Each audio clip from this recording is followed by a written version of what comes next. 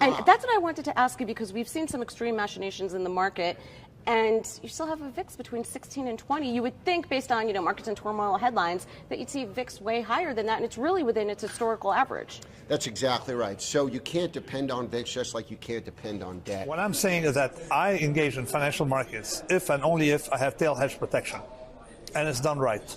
Otherwise, don't engage in financial markets.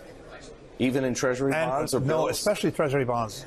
Interest rates, the upside from interest, from holding a bond, the upside is limited, and the downside is. Effectively use a tool, a protective put, to hedge and not pay a lot of carry. So what we can do is we can defray the cost by selling short term to finance a lot of optionality downturn.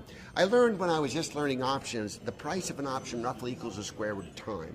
So that means that if I sell a 9-day option, it might cost me $3. Or I buy a 9-day option, it might cost me $3. If I buy a 144-day option, it costs me $12. So on a relative basis, long-term options are cheap, short-term options are expensive. Right. So what that means is I can actually finance a basket of long-dated options, protecting that tail. And our goal is not to protect the first 5% drawdown. It'd be too expensive. And the downside is... So at what point in the investment cycle does it make sense for individuals to hold financial assets? To hold, I would say I'd rather have very low return or close to no return than have a huge negative return.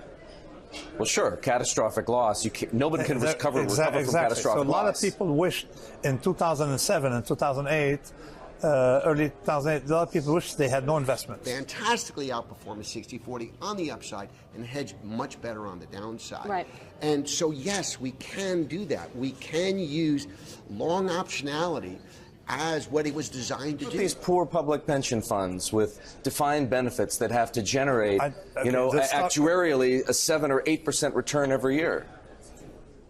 Tail risk hedging is necessary for these people, so they don't. Because the problem is, if you have a crisis, then you have to generate much higher return later. So you need to be able to have higher exposure to risky assets, coupled with more tail risk protection.